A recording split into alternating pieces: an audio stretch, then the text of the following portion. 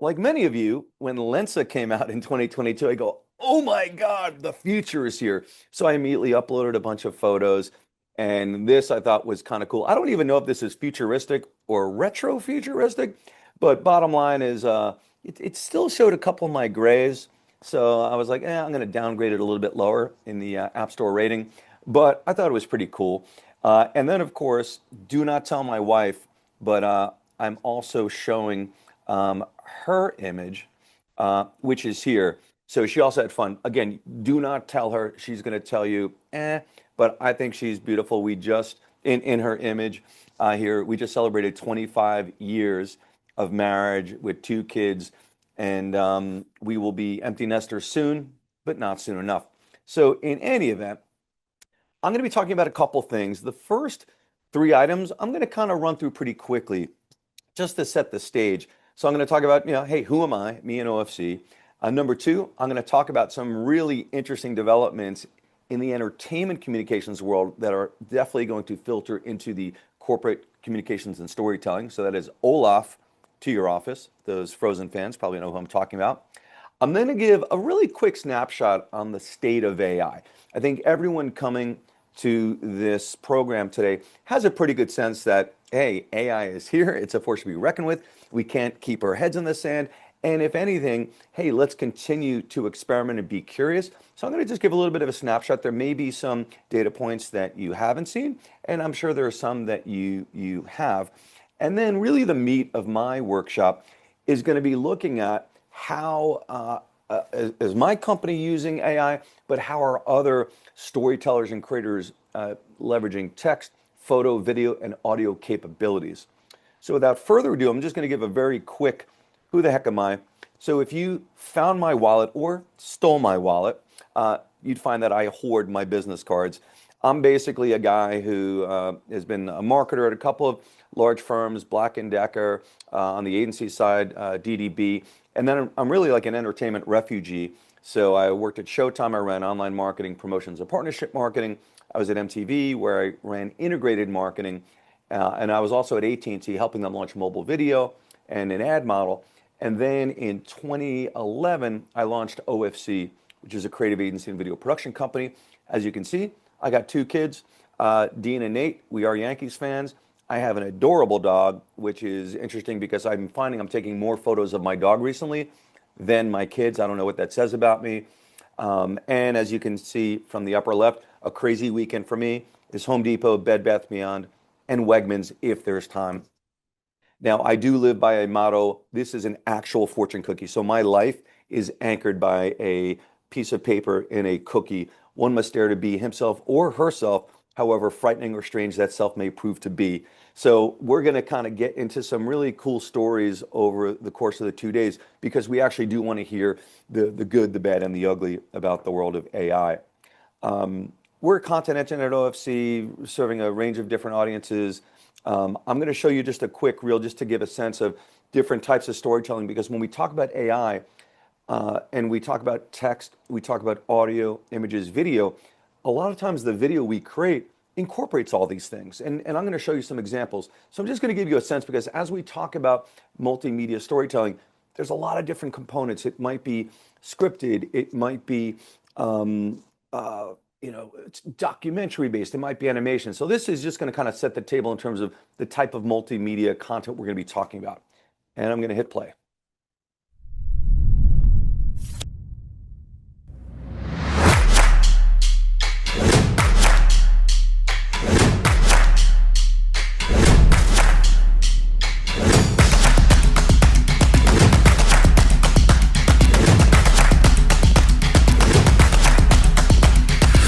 Pigeons. What?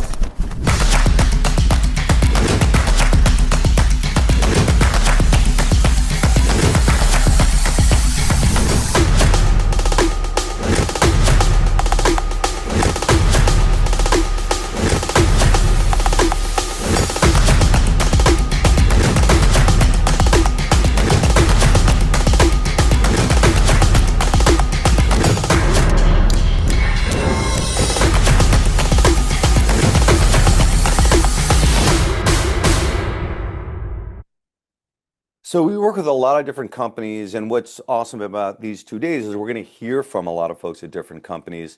I'm based in New Jersey. In Princeton, we have crews everywhere, so I basically live in a suitcase. And yes, our office is above a Starbucks. So I like to say I stay naturally caffeinated through osmosis. Um, we've got a great team of a lot of different types of folks. And the most important one is the hardest working canine in communications, aka my dog Kayla.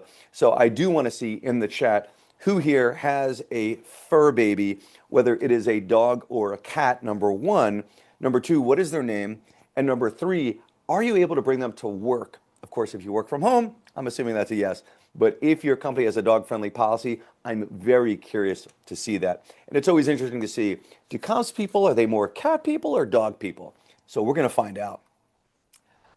We have a range of services from strategy and media ideation, writing, design. But I'm going to talk to you today about kind of a range of applications for AI that really span all the various things we do with our clients. So two things I want to share that really jumped out at me in December, and these might have been hard, these might have been missed because all this happened in the mid to latter part of the end of the year. So first of all, Disney did a incredibly amazing deal with OpenAI. So December 11th, they announced there's a 3-year licensing agreement where Disney will allow Sora, the video app that OpenAI brings, and they're going to let you play with 200 Disney, Marvel, Pixar, and Star Wars characters in your videos. So the idea that they're saying, all right, you guys are using ChatGPT, you're using Sora, using all these AI applications, we're not going to fight it. We're actually going to kind of lean forward. So this is going to be fascinating to see what people create. And by the way, some of those social videos are going to appear on Disney Plus. So those fan-inspired vids. And as a lot of you know, fan-inspired content is a huge and growing area. Disney, as part of this deal, is going to invest $1 billion for equity in OpenAI. And Disney is also going to become a new OpenAI customer.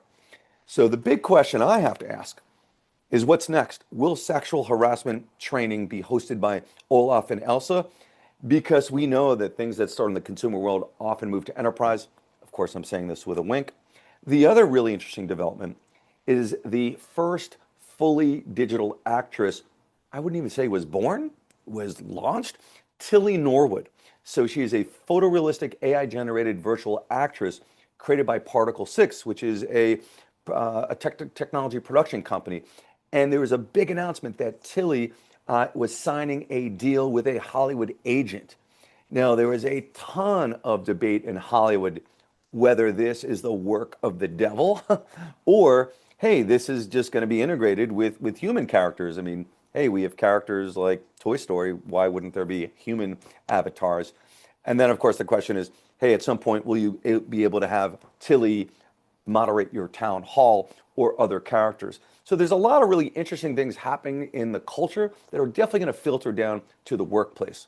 Now, in terms of AI use, as you guys know, it's exploding, but I love to categorize this world of AI into models, tools, and creation. So the models are actually the engine that powers all this stuff.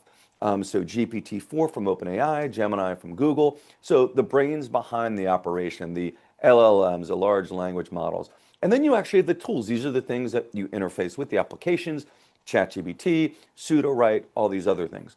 And those are platforms, usually dedicated functionality. Then you have the creation of this stuff.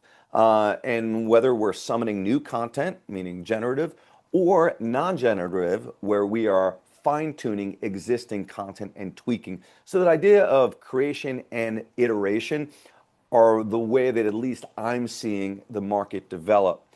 And when you look at how huge it is, we kind of already hinted at that, 1.8 billion consumers are using AI to the left. In the middle, consumers are spending 12.1 billion on AI tools, which is nuts. And then most of that market is using free tools. The paid users is only 3%. So if you're going to, of course, I shouldn't be giving you stock picking advice. There's going to be a lot of growth in this world. And then when you look at the workplace, 75% of firms have employed AI in 2025 versus 55% only a year ago. 92% of companies are looking to invest more. and 20% of tech budgets will be allocated really in 2025, 2026. So this is where the hockey puck is skating to. What are people doing with all this stuff? Well, if you go left to right and then top to bottom, you see writing support, coding projects, getting help on work assignments and homework. If you've got kids, you know your kids are using Chat GPT, creating presentations, music and audio, research for work or school, creating images, even managing childcare, dating or social coaching. Of course, we have heard that there are some people that have relationships with their GPT. So interesting development. And if you haven't yet seen it, see the movie Her, rent it or download it, starring Joaquin Phoenix. Crazy. He falls in love with his AI, kind of his Siri, and it's a little futuristic, and then learning a new language. And then when we look at, well, who's using this stuff? If you just look at the box with the red bars, you see that 18 to 29-year-olds, surprise, are the biggest adopters. And 20% of them are using it multiple times per week. But the bigger takeaway, all the way to the left, 56% of Americans use AI. So it's pretty insane just how deep it's penetrated in this world. However, if you take a look at the red bar that says the spread of misleading video and audio deepfakes, how concerned are people? 58% of people are concerned about misleading video and audio deepfakes and the erosion of personal privacy, the spread of political propaganda, of course, the replacement of human jobs and manipulation of human behavior. So with this excitement and enthusiasm, there's a lot of, I'm a little concerned. And by the way, when you look at how people, their feelings are changing between 2024 and 2025, more people are skeptical, more people are overwhelmed if you look at the yellow boxes, and people are getting less excited about the advances in artificial intelligence. So it's kind of an interesting situation where more people are adopting, but more people are also feeling a little iffy. Very bizarre. And even when you look at like creators, whether it's on the TikToks, the YouTubes, the Instagrams, if you look at the bottom, in November 2023, that block line, 60% of respondents preferred Gen AI creator content, generative AI. But now, 2 years later, 26% prefer Gen AI to traditional content. Traditional content meaning, hey, someone making a video, posting it, versus literally generating brand new content. So you're seeing a little bit of a backlash to people that want what's real.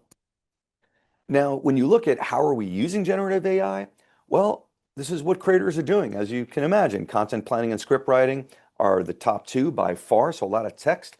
Video editing, almost half of that. 20% of those surveyed aren't using it at all. We all know who those people are, and maybe we are those people, or we were those people. And then finally, in this, when you look at the most commonly used AI tools, what you see is ChatGPT. It's like the Netflix of AI. It is far and above the biggest. And then you see CapCut, a video editing software. Then you see these other AI tools, Claude, Gemini, Midjourney, Perplexity, and Notion. So ChatGPT it's like the VHS versus the Betamax at this point, but things can change. Remember that thing called Blockbuster? They used to be the big doc. Now let's actually get into the good stuff. This is really what I want to spend my time on. So the first thing is when you look at AI generated content, okay, what are the categories and what percentage of that content is comprising all this activity and where is it going or where is it predicted to go? So today, if you look all the way to the left at 2026, really, or 2025, you see, all right, there's kind of an even amount of use between text, video, audio, images. But then what you see is this growth curve where video is expected to be the number one use of AI generated content, and then images second, and that's followed by audio. And of course, text is still going to be solid. So we're in kind of a text-driven space right now, but it's very quickly going to go multimedia. And you saw the same thing with the internet. It was really articles and blogs. Then this thing called Napster came around, audio, and then Instagram, and then the whole nine yards with YouTube, TikTok, et cetera. Now, what we're seeing as a creative agency and video production company is these stock footage subscriptions we use to get action B-roll, meaning, hey, I need a group of people that are at a conference room or I need someone surfing on the ocean waves.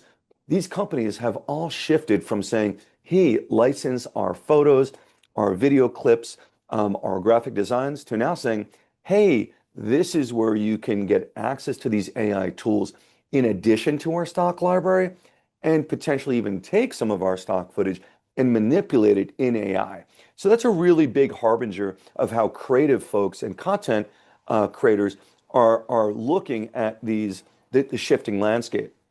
Now, from a text perspective, take a look at web pages. And what's really interesting is if you look all the way to the lower right in that deep purple, you see that 46.36% of web pages have substantial AI use.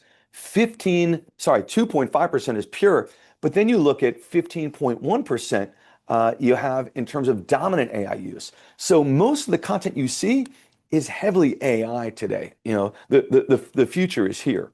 In addition to that, what you also see is that from a text perspective, blog posts dominate. That's primarily what we're doing. Website copy, social media, email newsletters, and then you see ad copy, video scripts, ebooks, white papers. So we're doing a lot of text leveraging AI generated content, meaning we're creating content, you know, where none existed. And of course, some of the popular AI apps, you see the usual suspects: ChatGPT, Gemini, Claude, Grok. Then you see Grammarly, you see Quillbot, Pseudowrite, among others. And one of the ways that at OFC we use it is we'll often use ChatGPT to assist with research and also produce, I say decent. Sometimes it's decent, sometimes it's not, but we may use it to generate a first draft script. But honestly, what we find is a lot of the writing from ChatGPT, as you've probably experienced, falls into some, very much patterns that, don't differentiate. So if we do use it for a draft script, it's typically just to almost out of curiosity, like, hey, what would it come with? But it clearly has not exceeded our writing capability. There are 7 deadly tells of AI writing, and this is something I'm pulling out from Forbes. The number one is the contrastive rhetorical framing. Tell me you don't see this all the time. Amazon isn't just buying content, they're buying credibility. If you see that framing, it's likely AI. I feel like I'm, what is it? Who's the comedian? You know that you're a redneck if, so you know you're using AI if asking and answering rhetorical questions. What changed? The math did, versus, hey, the math changed. Number 3, dashes everywhere for no reason. The old model, boom, hire more writers, boom, is breaking down. Triplet framing. So whenever you see these comparisons that are fast, cheap, and out of control, probably AI. The inspirational pivot. This isn't just about AI, it's about humanity. And what's funny is I was following this one motivational LinkedIn guru, and after seeing this list, I was like, wait, this guy's all AI. He's completely BS. And just mailing it in, wasn't even tweaking it. I'm like, my respect for this person kind of dropped. And then, of course, universal authority without a source. So you'll see things like studies show that storytelling is 20 times more memorable than facts. It's like, wait, where'd you get that? And then sometimes ChatGPT will say, I made it up. Like, what? And then finally, quotes without attribution. You'll see things like AI is the new electricity. Well, supposedly that was attributed to Elon Musk. He never said it. So it's incumbent on all of us to make sure that we are not pumping out stuff and AI slop, which is the bad stuff, that everyone else is also pumping out. Let's shift to images. So from an image perspective, there are a number of popular AI apps, and they all kind of do something different. And of course, at some point, there's going to be a shakeout, and there's going to be acquisitions and mergers. So Midjourney, really incredible, breathtaking art. DALL-E, part of OpenAI, versatile conversational control, stable diffusion, full customization, and local processing. Adobe Firefly, really brand safe business assets, especially for marketing. Canva, hey, it's all about speed inside a design suite. Recraft, editable vectors and mockups, and then ideogram memes or images with text. Now, one of the ways we use it is to generate storyboard images. So the way I used to do it is we'd have a storyboard, all the empty boxes, and this is for video creation. I would literally go on Google image search, and if I knew there was a woman with a microphone, I'd literally type in woman with microphone. I'd have to mask out the background, and then I'd find, let's say if she's walking through a garden, I'd find garden, I'd grab that image, I'd put it in the background, then I'd stick on the woman's image with the microphone. Now it's woman with a microphone walking through a garden. And what you can do is, come up with a really interesting style, and all of a sudden you're doing the work of a artist that we used to hire all the time at ad agencies, 20 plus years ago. So you don't want to be a storyboard, pencil illustrator anymore. Now I'm going to give you guys a quiz, and you guys will need to answer. You need a really good eye to see which AI is good and which AI is not good. So A or B. By the way, when I saw this image to the right, I was like, this looks like an amazing horror movie. And one of the funny things is we were working with another agency, and they were serving up this key art for a campaign around culture. And what was interesting is all the hands, it was like everybody kind of putting their hands on, and the hand at the bottom was the wrong way, and it had a sixth finger. It was very, very subtle. But as we looked at it, I was like, no, that's AI. Like no one, puts a hand like this at the bottom of a stack. So sometimes it's just those littlest things. So that's why you always, always, always need to take a microscope to any images because it's just not there yet in terms of being flawless. From a video perspective, there are really three categories of video apps, and this really hits our sweet spot at OFC. I'm a former Showtime and MTV guy, so video is close to my heart. So first of all, video editors with AI editing tools, and that really just speeds up the editing process. I'm going to show you an example of that in a second. And then there's generative apps. So you put your prompts in, it generates a video output on the spot using generative AI text, audio, images, or video. So that's just, hey, instead of saying, let me go into Envato or Artlist to find a video clip of someone surfing, hey, guy surfing with a blue swimsuit. And then finally, video productivity apps. So how do we use AI to create content faster for multiple marketing channels or platforms? Meaning, hey, we have a 60-second piece of video that, let's say, played at a town hall. We need a 15-second version of that to post on LinkedIn. We need a 30-second version. Or, hey, we created horizontal widescreen for projecting onto a giant digital monitor. You know what? Most content today is viewed vertically, so we need to have a ratio instead of 16 by 9, 9 by 16. And when you think about the best AI editing software, when you're talking to professionals, so my team of editors and animators, they're using professional apps, which incorporate AI functionality. And I'm sure some of you are probably whiz kids at some of these programs like Adobe Premiere Pro and After Effects, which is really animation, or Final Cut Pro, which is something I personally use. But when you look at the apps for non-professional video editors, there's a ton of them. And some of them are for end-to-end video creation. Some of them are like Sora for community-driven inspiration and remixing. Almost feels like a TikTok sort of for pure generative AI. For editing video by editing the script, polishing video with AI tools. I mean, there's just a ton of different ones. We use Vyond a lot. When budgets are small for original animation, we'll actually use their off-the-shelf characters and we'll customize them. So there's a whole range of software for video. And again, it's so splintered and so specific to function, it's gonna start to condense and you'll be able to get more of those one-stop shop apps. I wanna show you 3 signs of bad AI video. So we already went through some of the horrendous issues with bad imagery, photo, and text. Well, when you look at video, you're like, is this AI? Resolution, the number or size of pixels is low, and that creates these soft or blocky or blurry images. So anytime you see something that just looks like it's output poorly, now sometimes a real video is passed around, the file's compressed, someone does a screen capture of it using like QuickTime, that can also happen. But these days, if the content looks kind of new, but it just looks really low quality, it's probably AI. Quality, compressed files are smaller and it minimizes detail.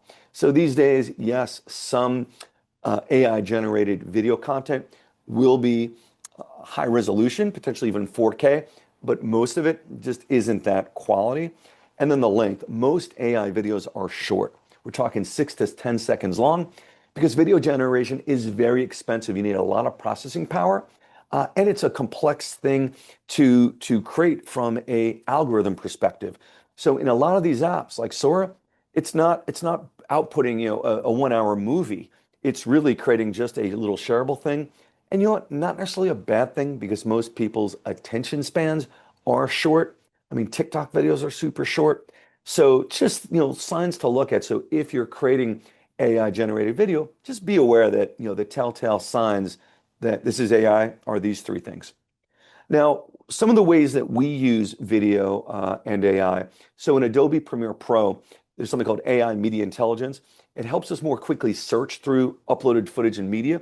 So if you can imagine, I was at a shoot recently and I interviewed 12 executives. Well, if you're interviewing 12 executives, that's a lot of footage. And these are interviews, so they're not reading scripts. So you can only imagine these are all the topics they're talking about. How do I find that one moment that I want? Or I did a shoot recently in beautiful Dandridge, Tennessee, and Knoxville, Tennessee. If anyone here likes beans, Bush Brother Beans, we went to their huge plant, then we went to their headquarters, and there was so much action B-roll footage, and then there was lots of interview footage. So how do you sort through that? Because that could just be hours and hours and hours. So that's one use case. Another use case, which I think is really amazing, we had an executive, and this executive was basically preparing a video, and she had her notes to the side of her desk. She was actually in a hotel while we were filming her remotely using a technology called Riverside, which is a remote video recording studio. And then we also use it sometimes to just create short clips like action B-roll. So if we needed a real retro computer and maybe we're comparing, hey, in olden times, as my boys like to say, I was born in 1973, my sons will go, Dad, back in the 1900s, I'm like, dude, 1900s is like 1906, not like 1980. So if we needed a retro video of an old PC with a joystick, we're going to create something like this. Now, here's the challenge. When you have an option of using stock imagery and video versus AI, listen, for the most part, stock footage is going to be higher quality. You could search for it very quickly, but what we are seeing is the ability to create something really customized is getting better and better. So we are using it, but still it's not as reliable in terms of the exact stuff we need at a really high quality level. And sometimes we'll take existing stock footage that's unique for our project. So if someone's talking about scientific advances, we'll find stock footage if we can't film someone in a lab, and we'll show some scientists, but we might actually adjust it using AI tools. So it's not really an either or proposition. And then of course, audio. So audio is the last section. So there's two flavors of audio AI, music generation and sound effects software. A lot of people think SFX is special effects. It's really sound effects, but both can be used interchangeably. So quickly generating music and sound effects by mimicking many different styles, right? And the parameters include genre, tempo, mood.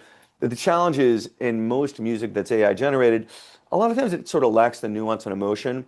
And a lot of that comes from the artist, right? Like the real personal expression of an artist. So if you're listening to Billie Eilish, or Taylor Swift or Noah Kahan, whatever, they're really pulling at some emotional strings in your guts. AI isn't quite there yet, but it's getting closer. So you see some of the apps, ChatGPT, Tad.ai, Lalala AI, Audio Dynamics, and then Lander. But again, getting better and better. The key, even without AI, match the music to your storytelling. So if your storytelling is energetic, don't just use that vanilla block corporate music most people do. Make sure you match it. And you know what? Not a bad thing. If you're trying to be culturally relevant to your Gen Z, millennials, use a little hip hop, although yours truly does enjoy a little bit of hip hop. And then there's voiceover software. And this is generating speech that sounds natural and realistic. And what are the things you want? Well, you want realism. So you need variations, natural tone and pauses, controls, pitch, volume, pace, and pronunciation. And of course, you want high quality audio. And you always want a range of voices. One of the things we love to do is we love to intermix male voices, women voices, but you can also pick voices that reflect different ethnicity, different geographies. So if I want a young Hispanic woman, we're going to program and select a voice that's going to fit for that profile. If we want an older Asian gentleman, we might try to pick something that has just a slight little variation that's going to tell you that, hey, this is not a young girl, it's an older man, so on and so forth. So like from age, from, geography. Those are really kind of the inputs you've got. And again, you got to be very subtle and mindful. But I'm a big believer that when we talk about video, what you hear is as important as what you see. So let me show you a couple of use cases.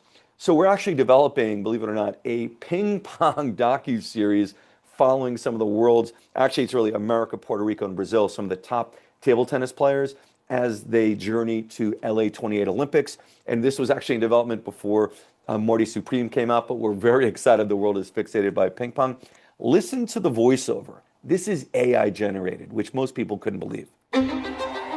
With over 850 million fans, table tennis is one of the most popular sports on earth, attracting more supporters than F1, basketball, baseball, and football. Ping pong is everywhere in pop culture. And while the game is popular in the United States, most people don't realize just how good you need to be to make it in the highest levels. So you get a sense there, wow, that sounds real. Now, in this case, we're like, we want someone who sounds like Michael B. Jordan, someone who's really cool, the star of Sinners. So you can find a voice similar to that. And of course, hey, if you're Morgan Freeman and everybody wants to use your voice or similar, it creates lots of legal questions. Now, we also use it to clean up and sweeten existing audio. So there's some footage captured by a client we have, and they had an iPhone, and it was a crowded cafeteria, and they were doing these employee testimonials. They sent us the footage, and they go, guys, these aren't very good, and our CEO needs to see this footage as part of research. So listen to the original audio. I think the one thing that I would continue really is around the passion for the patient and the energy that goes in around what we do for the passion or for the patients. So you hear a lot of background noise. You hear the interviewer. So what we did is we cleaned it up. Now listen. I think the one thing that I would continue really is around the passion for the patient and the energy that goes in around what we do for the passion for the patient. Huge difference, right? So Adobe Podcast AI speech enhancer is what we use there. I think ultimately, this is my MO. Fast good beats slow great, but OFC is in the quick awesome business. But I think it also is equally applicable to AI. Often something's got to be good. We're all super busy. Our companies are super lean. So how do we get to fast good? Obviously, we want fast great, and we'll get there. And that's why I like to say we're in the quick awesome business. And the big question is, can we all be in the quick awesome business? Not because we want a much bigger workload, but because we want to be more efficient. So that idea of, hey, I know they say, perfect is the enemy of the good or even the great. But we're all going to find out where we can be in that sweet spot.